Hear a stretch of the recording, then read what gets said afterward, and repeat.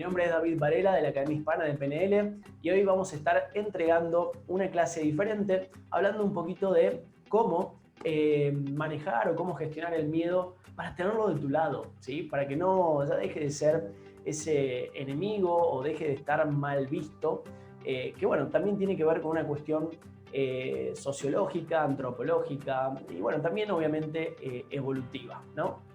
Entonces, recuerda apartarte este tiempo para vos. Generalmente nuestras clases son de 30 minutos. Guárdate ese tiempo para vos, regálatelo, que estés atento a la clase sin distracciones para que podamos interactuar. Y pues empezamos directamente con el tema de hoy.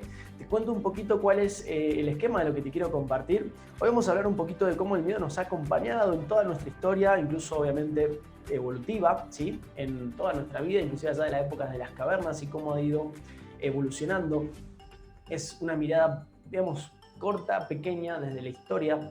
También cómo la mayor cantidad de nuestros miedos, es decir, fuera, aparte de lo innato y de lo evolutivo, también son miedos heredados, ¿sí? A través de la panza de nuestra madre, y obviamente también miedos aprendidos, ¿sí? O sea, lo que se le llama el aprendizaje social de los miedos, donde a través de diferentes, ya lo vamos a ver más adelante, pero te van a ser muy familiares, ¿sí? Porque es la manera en la cual también nos han inculcado ciertos miedos a través de bueno, refranes, frases. Al fin y al cabo son ciertas creencias de algunas personas que por el hecho de decirlas y cuando somos pequeños no filtramos esa información, es decir, entra automáticamente toda la información sin ningún tipo de filtro y obviamente quedan en nuestro interior. Bien, vamos a diferenciar también algunos conceptos, principalmente que por ahí se confunden o se los interpretan como similares, ¿sí? Que tiene que ver con el temor, el miedo y la fobia. Son tres niveles de, podemos decirle tres niveles de miedo que se gestionan en diferentes intensidades, ¿sí? Y además de eso, uno de los últimos puntos, voy a compartirles uno de los miedos más comunes de los seres humanos para rápidamente poder identificarlos. A veces nos cuesta como identificar o ponerle un título, ¿no? al miedo, pero la idea un poco es que te facilite esta tarea de hacer consciente quizás ese miedo que estaba ahí, no sabías cómo llamarlo, y ni siquiera le pusiste un nombre, simplemente cuando llega cierto momento, tu mente interpreta la situación, ¿sí? Hace como un chequeo de la situación y la interpreta como peligrosa o riesgosa o lo que sea, ¿sí? Recuerda que hay una cuestión innata ahí, ¿sí? Y finalmente te voy a compartir una técnica, un ejercicio maravilloso para que finalmente pues vamos al grano, ¿sí? De poner al miedo como tu aliado y no estar luchando permanentemente con esa parte que obviamente es una parte muy importante de tu cuerpo y que te invita a, bueno, mirarlo desde otro lugar, ¿sí? Pensarlo diferente, ¿bien? Bueno, vamos entonces por ello, vamos a seguir avanzando con la clase del día de hoy y vamos a empezar por la primera parte, ¿sí? A ver. Bien. Primero que nada, es muy importante, yo siempre digo que tenemos como dos emociones básicas, ¿sí? O hay amor o su contrario, ¿sí? Generalmente le llamamos miedo, ¿ok? Suceden cosas muy diferentes cuando tomamos decisiones desde el amor o cuando tomamos decisiones desde el miedo. Te lo habrás podido comprobar o incluso ahora que te lo estoy contando, ¿sí? Haciendo un chequeo de situaciones pasadas, cómo has tomado decisiones desde uno de esos dos lugares y cuál ha sido el resultado luego. Generalmente cuando tomamos decisiones desde el amor, los resultados son muy diferentes a los que tomamos cuando la base de esa decisión es la emoción del miedo. Sin embargo, el miedo nos ha acompañado desde hace cientos y cientos de años, desde allá de la época de las cavernas, porque es una condición innata, ¿sí? Es prácticamente el hombre primitivo vivía gracias al miedo, permanecía en alerta todo el tiempo y cuando iba caminando, por más pequeño que sea el ruido que escuchaba, sea de día o de noche, siempre estaba atento a atacar, ¿sí? Porque obviamente estaba en riesgo su supervivencia, ¿sí? Y cuando hablamos de justamente de supervivencia, no, en ese ámbito no hay segundas oportunidades, ¿sí? Y más obviamente en aquellos tiempos donde era matar o morir, ¿bien? Porque obviamente el cerebro no estaba desarrollado con la parte ni emocional y obviamente mucho menos la parte racional, ¿sí? Entonces difícilmente el hombre primitivo se ponía a pensar si alguien le hacía algo, si se la devolvía o no, ¿sí? Simplemente era una lucha directamente para que gane el más fuerte, ¿bien? Entonces, por una cuestión adaptativa, este miedo en la evolución siempre ha sido la base de la mayoría de las decisiones, ¿ok? Porque el amor viene a surgir cuando se desarrolla el segundo cerebro, o sea, dentro de la teoría del cerebro triuno, cuando se desarrolla el segundo cerebro, que es el cerebro emocional, que este cerebro le va a dar como una suerte de centro de control, si se quiere, ¿sí? ¿Por qué? Porque hay un componente en el cerebro que es el que dispara el comportamiento de lucha o huida, ¿sí? Es reactivo, es instintivo, que se denomina amígdala, ¿sí? Pero cuando se desarrolla el cerebro emocional, se desarrolla un componente muy interesante llamado hipocampo, ¿bien? No pretendo hacer un análisis exhaustivo de esa parte, pero simplemente para que sea simple la comprensión, el hipocampo es como la parte, viene a ser como la parte lógica que interviene en el proceso para que no respondamos con esa actitud de matar o morir, ¿sí? Porque ya no somos hombres primitivos, hemos evolucionado, ¿sí? Entonces, la parte instintiva sería la amígdala que dispara órdenes a todo nuestro sistema para atacar o huir, pero viene el hipocampo a gestionar, a controlar, a ser un mediador entre esos impulsos para ver qué pasa, ¿sí? Ejemplo, voy caminando por la calle y viene un asaltante con un arma y me quedo primero congelado, ¿sí? Y obviamente me empieza a surgir el miedo, ¿sí?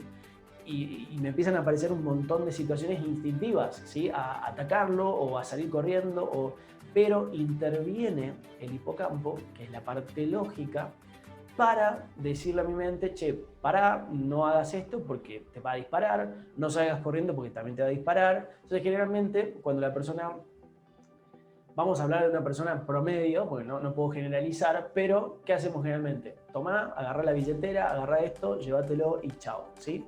Gracias a nuestro hipocampo es que podemos tener esa actitud no reactiva, incluso hasta en una situación de estrés. Obviamente que hay diferentes niveles. Te pongo un nivel más o menos promedio para simplemente, en términos didácticos, poder explicar la función del hipocampo, ¿sí? Entonces, el miedo más innato que tenemos y que se desencadenan todas estas situaciones de lucha o huida tiene que ver con el miedo a morir, ¿sí? Por eso es que en nuestra mente una de las características más arquetípicas o más bien también arcaicas es que todo el tiempo nos está alejando de situaciones dolorosas, ¿sí? Alejando del dolor y siempre su objetivo principal es mantenernos con vida, ¿sí? Entonces, todo lo que haga siempre va a estar enfocado en eso, ¿bien? Ahora, más allá de estas cuestiones adaptativas, hablando del miedo y evolutivas, yo les comenté también, cuando les estaba haciendo la introducción, que también tenemos una etapa de aprendizaje, o sea, donde heredamos algunos miedos, porque obviamente estamos en la panza de nuestra madre y mamá puede tener situaciones diferentes de vida donde se les dispara el miedo también, ser humano, y todo eso obviamente se transmite a nivel inconsciente a nuestros genes a través de la panza, ¿sí? Del útero materno, ¿ok? Entonces ahí tenemos, por ejemplo, muchas emociones heredadas. Ahora, también están las aprendidas en términos sociales, ¿ok? Aprendemos miedos en nuestra familia, aprendemos miedos en, no sé, en el colegio, aprendemos miedos en el contexto de amistades. Todo el tiempo estamos aprendiendo miedos y que básicamente responden, en este caso, a las creencias de las personas, ¿sí? Y te voy a poner varios ejemplos que seguramente vas a identificar, ¿bien? Por ejemplo, nuestros padres, ¿sí? Cuando nos decían, si por ejemplo afuera estaba frío, ¿qué nos decían? Abrígate porque si no te vas a enfermar, ¿sí? Es decir, había aparentemente como verdad en el mundo y en el universo que si yo no me abrigaba me iba a enfermar. O sea, es como algo dicho y hecho, ¿sí? Eso era una convicción. ¿Y qué creen que va a pasar? Es lógico que si yo de pequeño lo hacía, es decir, me iba, me abrigaba y después salía, ¿sí? Y yo generaba esa repetición en mi vida, me abrigo antes de salir, me abrigo antes de salir, y lo hago siempre, y de repente, un día no lo hice, me olvidé de abrigarme y salí así, ¿qué creen que me va a pasar? Voy a adquirir un resfrío seguramente o lo que sea, ¿sí? ¿Por qué? Porque en realidad eso no existe, eso existe en la mente de las personas, que generan al final lo que se llama la profecía autocumplida, ¿sí? Es decir, estoy tan convencido que va a pasar algo si yo hago, o sea, si hago X va a pasar Z, y lo repito tanto, que obviamente mi mente se va a adaptar a eso, va a empezar a buscar en la realidad situaciones que sean congruentes con mi creencia. Entonces, pues eso voy a manifestar en la realidad, ¿sí? También tenemos, por ejemplo, el famoso hombre de la bolsa, ¿sí? Portate bien porque si no te va a llevar el hombre de la bolsa. Ahí estoy generando un aprendizaje, ¿sí? O estoy enseñándole al pequeño a que tenga miedo a un personaje que en realidad es ficticio, que no existe, ¿sí? Sin embargo, ese pequeño, ese niño, obviamente después se levanta por la noche porque, no sé, cree ver el hombre de la bolsa, ¿sí? Después tenemos otros ejemplos que tienen que ver más con el mundo de la superstición, ¿sí? Una vez me pasó que mis abuelos habían comprado un paraguas nuevo y estaba ahí dentro de la casa y bueno, yo quería ser el primero en abrirlo, ¿no? Entonces no se me ocurrió mejor idea, digo no se me ocurrió por esto que te voy a contar, de abrir el paraguas dentro de la casa, y el grito que pegó mi abuela fue tremendo porque me dice, no, pero cerrá ese paraguas, ¿cómo lo vas a abrir? Y yo no entendía nada. Entonces después le pregunté, ¿por qué es que no, qué hice de mal, digamos? Yo pensé que en realidad lo quería abrir ella al paraguas nuevo, pero no, después me dice que en realidad los paraguas no se abren adentro de la casa. ¿Bien? Entonces, claro, yo le preguntaba por qué, estaba en esa etapa de querer averiguar todo, ¿por qué?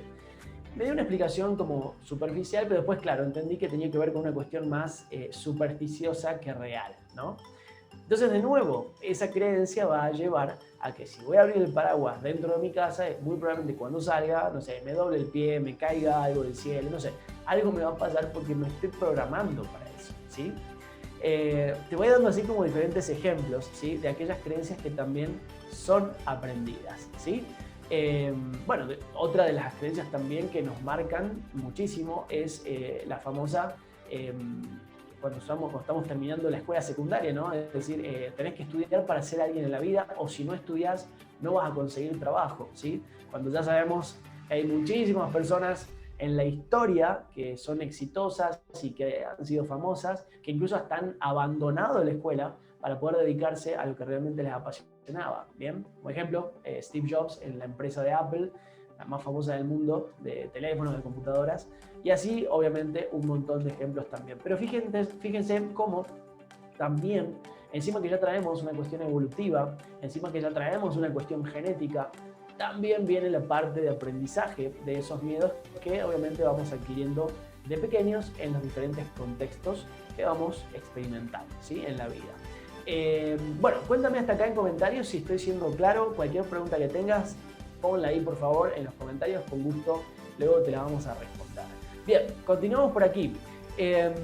Otra de las cosas también muy interesantes respecto al tema del miedo, muchas personas que tienen un conocimiento muy profundo, incluso hablando del ámbito, si se quiere, investigación, o sea, científicos, y que están estudiando este tema del miedo, por supuesto tienen muchísimas herramientas a nivel de conocimiento para saber cómo gestionar el miedo y brindar esa herramienta. De hecho, la historia misma habla de cómo se ha convertido en una herramienta política muy poderosa, ¿sí? Muy poderosa realmente, muy poderosa hasta tal punto que manipula las masas, ¿sí?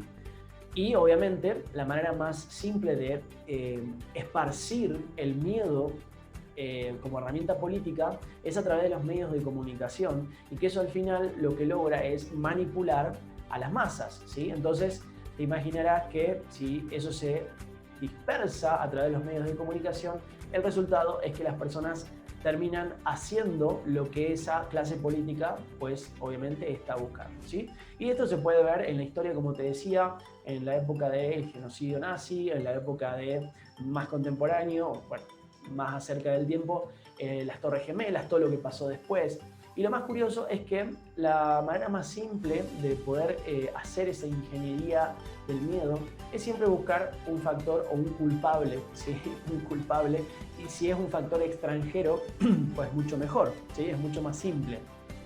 Entonces, a través de esa ingeniería del miedo, lo que se logra es que los civiles, las personas, pues simplemente obedezcan. ¿Por qué? Porque se empiezan a camuflar en la seguridad, en la familia, y obviamente un cerebro que tiene miedo es un cerebro que no puede pensar, ¿sí? Porque el cerebro no puede hacer esas dos operaciones al mismo tiempo, ¿sí? O piensa y razona, o tiene miedo y quiere huir o luchar, y esto también es un sistema que apaga o merma el sistema inmune, y eso obviamente hace que seamos muchísimo más permeables a cualquier tipo de agente patógeno que haya circulando, ¿sí? Entonces, fíjate qué interesante cómo vamos en la historia del miedo y que ha sido una cuestión adaptativa, también heredada y también aprendida, ¿sí?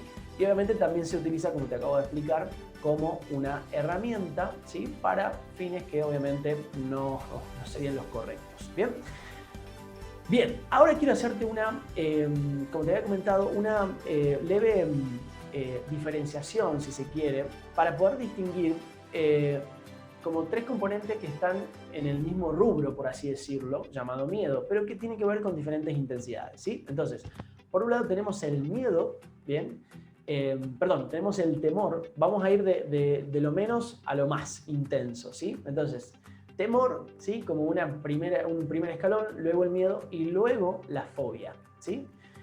El temor en realidad tiene que ver con una cuestión manejable a nivel voluntario, ¿sí? Yo si tengo temor a algo lo puedo manejar, ¿sí? Puede ser, por ejemplo, temor a la oscuridad, ¿sí? Que en realidad no termina siendo un temor a la oscuridad, sino un temor a no ver, que no puedo ver, ¿sí? Pero que obviamente le echamos la culpa a la oscuridad. Pero lo puedo resolver, es decir, si lo puedo hacer y si está disponible en ese momento, agarro, enciendo la luz con la tecla y ya, ¿sí? O sea, lo que quiero decir es que lo puedo gestionar a nivel consciente, a nivel voluntario, no me genera ningún tipo de afección o afecta contra mi salud, no, para nada. Simplemente hay muchos temores que terminan siendo como muy limitantes si no los trabajo, ¿bien? Luego ya viene un segundo escalón que tiene que ver con el miedo, ¿bien? El miedo ya es una cuestión innata que se dispara como una señal de alerta frente a una situación que mi cerebro interpreta como peligrosa, ¿sí? Ahora, ¿qué pasa? En muchos casos, esta situación sí ya es una cuestión donde el nivel es un poco más intenso y ya me empieza a afectar a nivel de estilo de vida, ¿bien? Por ejemplo, el miedo a hablar en público, ¿sí? Es una situación bastante incómoda, ¿sí? Yo, por ejemplo, la he vivido.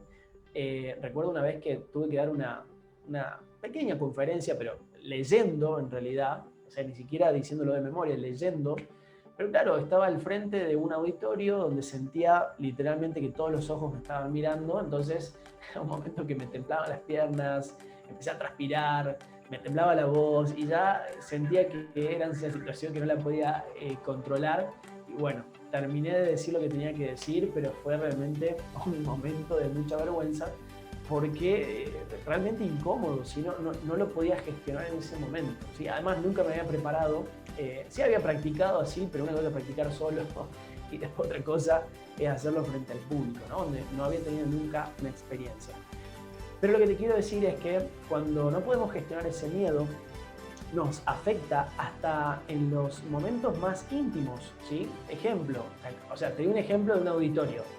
¿A qué me refiero con un caso más íntimo? En una fiesta de tu casamiento que te piden que digas unas palabras y vos tenés miedo de hablar en público y no te vas a animar, entonces te perdés la posibilidad de disfrutar ese momento, de agradecerle a la gente que está ahí acompañándote.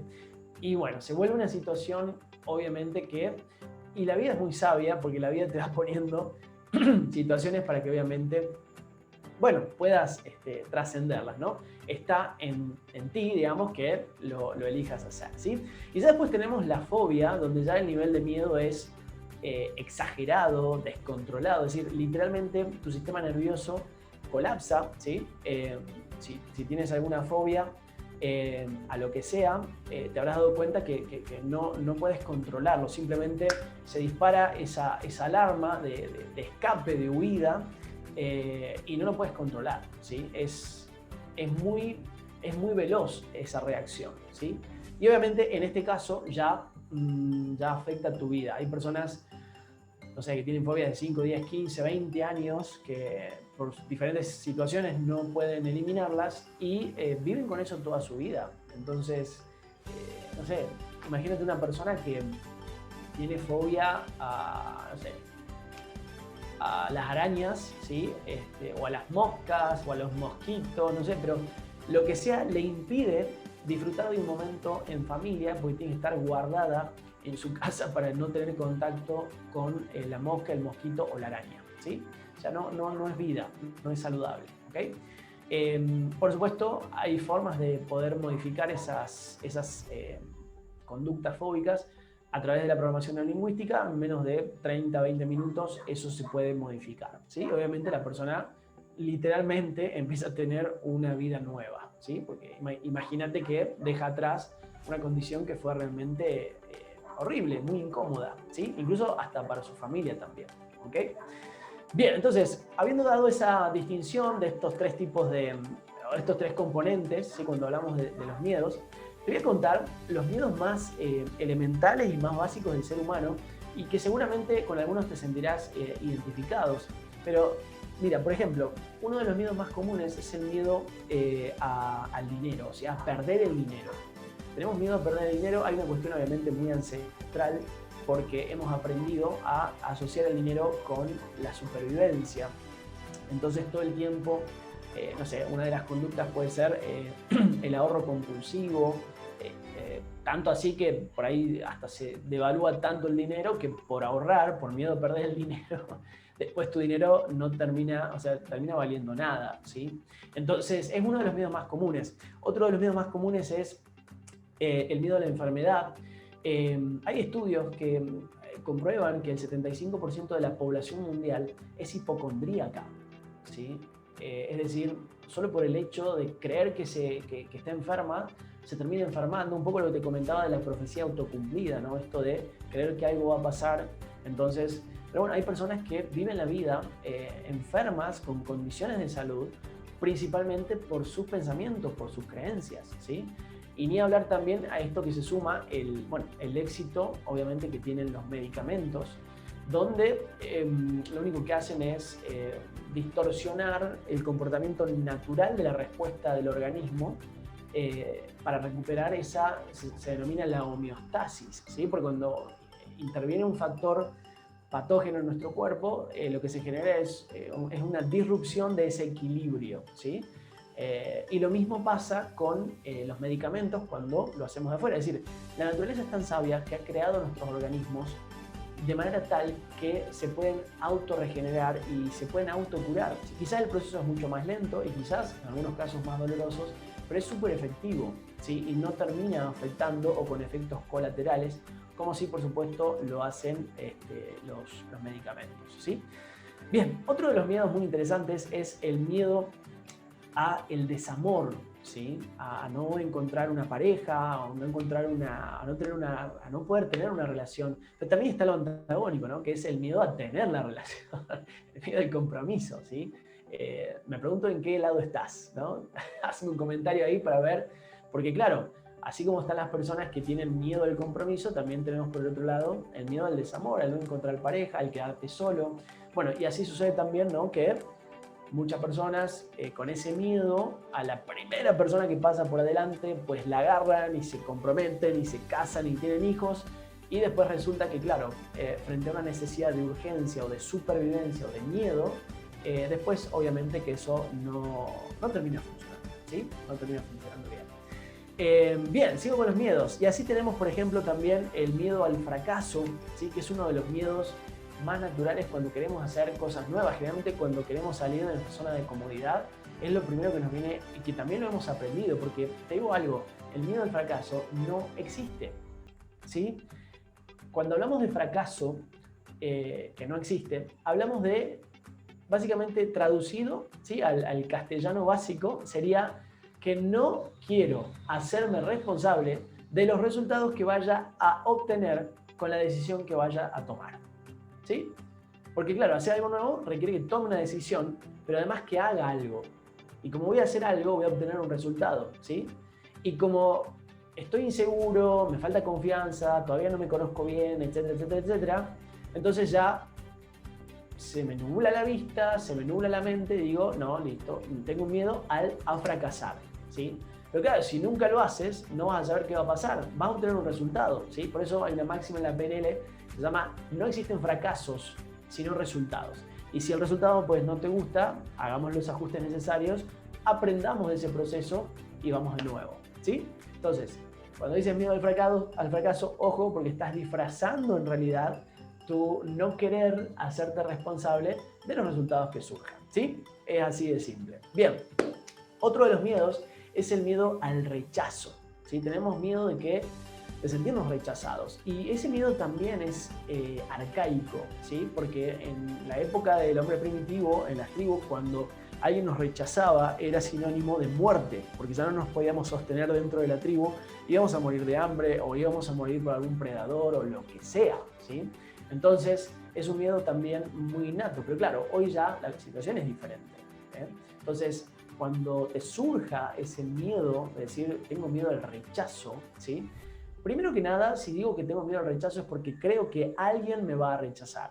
Entonces, piensa en esa persona o en esas personas que crees tú que te van a rechazar y piensa en qué personas son, o sea, qué tipo de personas son.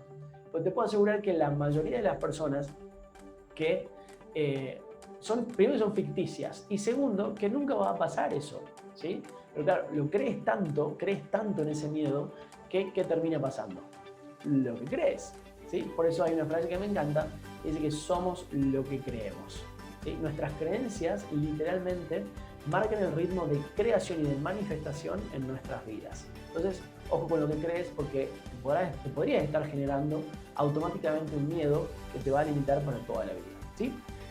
Bien, bueno, y otro de los miedos que quiero compartirte es el miedo a la incertidumbre, ¿bien? De no saber qué va a pasar con esto, con aquello. Ahora, yo te pregunto algo. Antes de irte a acostar, ¿sí? Vamos a hablar en días hábiles, ¿sí? En días laborales. Realmente cuando nos vamos a acostar, ponemos nuestro despertador para levantarnos al otro día. Y eso es un acto de suma, o sea, es literalmente un acto de certidumbre. Porque la pregunta que te hago es esta. ¿Cómo sabes que mañana te vas a levantar? ¿Cómo sabes que mañana vas a estar vivo? ¿Sabes eso? Cuando me hicieron esa pregunta, yo dije, no, la verdad que no. Cada día que me levanto soy muy agradecido por tener un día nuevo, por respirar un día nuevo, pero no tengo la certeza de que yo me voy a levantar mañana. Sin embargo, ponemos el despertador, porque estamos en ese piloto automático. Ahora, si pudiésemos estar en ese piloto automático y tener la misma certeza que tenemos cuando ponemos un despertador en las otras áreas de nuestra vida, imagina lo que podrías lograr, teniendo la misma certidumbre, ¿sí? Entonces, realmente cuando decimos incertidumbre, no sabemos qué va a pasar en los próximos minutos, ¿sí? Simplemente podemos gestionar lo que pasa ahora, en este momento presente, porque una cosa es hablar de incertidumbre, y eso quiere decir que mi mente está pensando en las probabilidades futuras. Y ya me fui del presente, me fui de este momento. Y este es el regalo de la vida, ¿sí? En este momento presente. Entonces, ojo con el miedo a la incertidumbre porque también tiene sus vericuetos por ahí. ¿Bien? Bueno, estos son algunos ejemplos, hay otros más por ahí, pero básicamente para que vayas identificando algunos y que sepas que es algo muy común, muy normal. Lo que no es común ni normal es que vivas toda tu vida con 1, 2 o 3 o más de estos miedos en tu vida porque literalmente te van a estar limitando, ¿sí? Incluso algunos te están limitando hasta el día de hoy. ¿Bien? Ok, vamos a hacer ahora, ya llegamos al final de la clase, pero antes de eso quiero entregarte este ejercicio, que es un ejercicio maravilloso, para que finalmente esos miedos que hasta este momento de la clase seguramente has identificado, puedas, al final del día, puedas tenerlo como tu aliado, ¿sí? Porque te voy a decir algo, toda conducta en nuestra vida, toda conducta incluidas las que tienen que ver con el miedo, tienen siempre una intención detrás.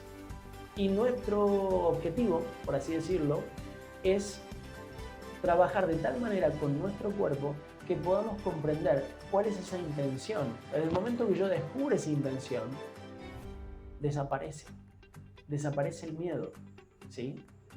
Generalmente son muy... bueno, ahora vamos a hacer el ejercicio, pero eso pasa con todas las condiciones, ¿sí? Hasta con un dolor de cabeza. Bien, generalmente, ¿qué hacemos? Vamos, agarramos, tomamos la pastillita, que eso es como un parche, digamos, y se nos pasa el dolor de cabeza, pero al día, a los 2, a los 3, a los 4 días o a los 5 días nos vuelve a aparecer lo mismo, ¿sí? Entonces, hasta el mismo dolor de cabeza, hasta el dolor de panza, tienen siempre una intención.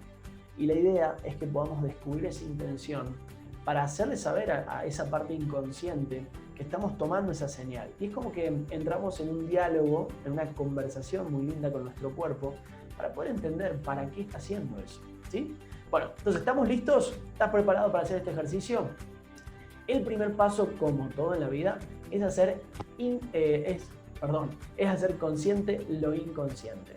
Entonces, te pido que identifiques cuál es esa situación en la que se dispara ese miedo, ¿sí? No sé, ejemplo, cada vez que voy a hablar, ¡ay! Miedo a hablar en público, ¿sí? Otro ejemplo, cada vez que voy a emprender algo nuevo, miedo al fracaso, ¿sí? Entonces, primero que nada, haz consciente lo inconsciente. Identifica cuál es la situación en la cual se dispara ese miedo, ¿sí?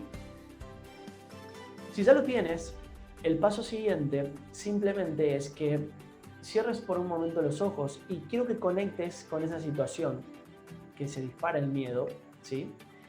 Y quiero que estés atento a lo que se siente en tu cuerpo, ¿sí? ¿En qué parte de tu cuerpo se siente ese miedo? A veces puede ser en el pecho, en el estómago, a veces puede ser en la cara, en la cabeza, no lo sé.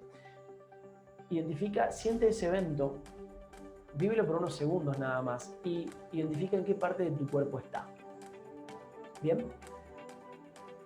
Una vez que lo identifiques, lo que quiero que hagas es que percibas si esa sensación tiene algún peso o es liviano, si tal vez tiene algún color o simplemente es en blanco y negro, si tiene alguna forma y si se mueve o simplemente está quieta. Quiero que identifiques estas cosas.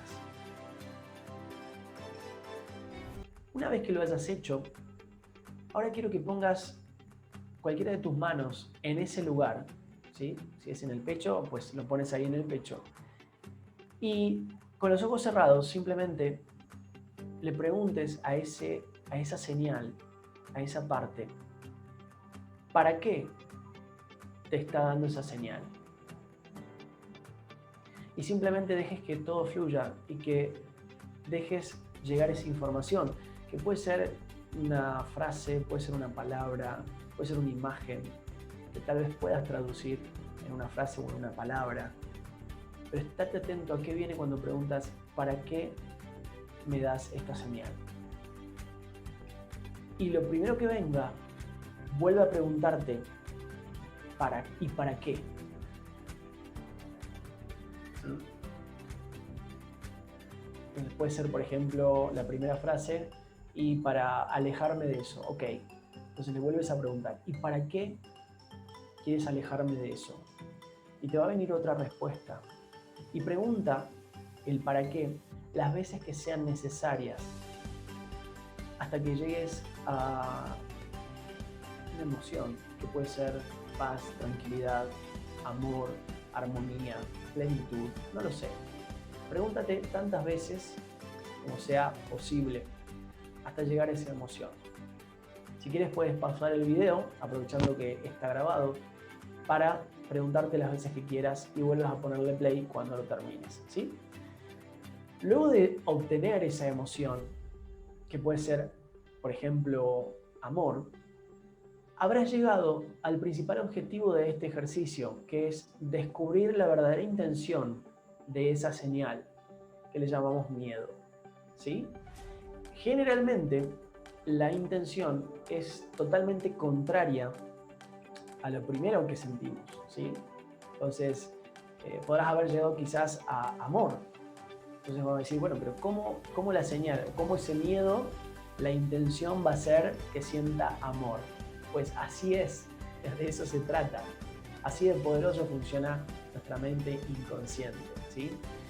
Tiene que ver con temas más profundos que no merecen, digamos, la pena hablarlo ahora, podemos hablarlo en otra de las clases, pero básicamente así funciona el mecanismo, ¿sí? Simplemente deja que eso fluya y que llegue esa palabra al final, que de hecho hasta la vas a sentir también en tu cuerpo, te vas a conectar, si fue amor, lo vas a sentir también, ¿sí? Y quizás venga una emoción, ¿ok? Entonces, el último de los pasos es, esta es la parte más divertida. Quiero que simplemente ahora vuelvas a ubicar en qué parte, si era en el pecho o en donde sea, vuelvas a ubicar esa sensación en esa parte de tu cuerpo con los ojos cerrados y simplemente ahora quiero que la lleves a otro lugar, rápidamente. La puedes llevar a tus pies, a tu cabeza, a tus hombros. Quiero que la cambies de lugar, ¿sí? Incluso que la vayas cambiando de lugar rápidamente. Incluso quiero que le vayas cambiando también el color, la forma, la puedes achicar o la puedes agrandar. Quiero que hasta le puedes cambiar el peso también, la temperatura. La llevas a un lugar a otro y de repente la puedes agarrar y la puedes sacar en tu cuerpo y llevarla por el aire y la vuelves a meter y la vuelves a sacar, la llevas por el cielo. En un momento dado, si quieres, cuando la tienes afuera, la puedes lanzar lo más lejos que quieras. Imagina en qué parte eso puede encajar del universo y ponlo en esa parte. Quizás un planeta, quizás las estrellas, quizás la luna, no lo sé. Quizás debajo tierra, donde quieras. ¿Sí? Haces tranquilo el proceso y a tu tiempo, cuando termines, puedes abrir nuevamente los ojos. ¿Bien? Puedes pasar el video para terminar de hacer el proceso. Eso es. Ok. Cuéntame, ¿cómo te ha ido? Quiero que me pongas ahí en los comentarios cómo te fue con esta técnica, con este ejercicio. Cuéntame cómo te sientes ahora, a diferencia del principio, respecto de ese miedo cuando te conectabas antes. ¿Sí? ¿Qué pasa ahora? ¿Cómo se siente eso ahora? ¿Qué cambió? Cuéntame ahí en los comentarios. Me encantaría leerte para saber cómo te ha ido. Y este es un ejercicio muy simple que lo puedes hacer las veces que quieras hacerlo. Cuanto más lo hagas, de hecho, más tu mente, le vas a estar enseñando un nuevo proceso a tu mente y tu mente inconsciente aprende muy rápido, ¿sí? Entonces, cada vez que surja algún miedo en este nivel, no fobia, a nivel de miedo, cada vez que surja algo o que hagas consciente, que quizás no habías sido consciente de un miedo, tu mente ya va a hacer el proceso de manera automática, ¿sí? A la velocidad de la luz. Entonces quizás no vas a entender qué pasó, pero de repente eso ya no te afecta como te afectaba antes, ¿sí? Entonces, me encantaría, como te dije, que me dejaras tus comentarios para ver cómo te fue con este ejercicio. Si tienes alguna duda, alguna inquietud, por favor, déjala aquí abajo. Te vamos a responder lo más rápido posible. Y bueno, hasta aquí llegamos con la clase del día de hoy. Muchísimas gracias por haber estado en esta clase y que sigas creciendo, que sigas expandiendo tu mente para tener una calidad de vida cada vez mejor. Te mando un abrazo. Hasta luego.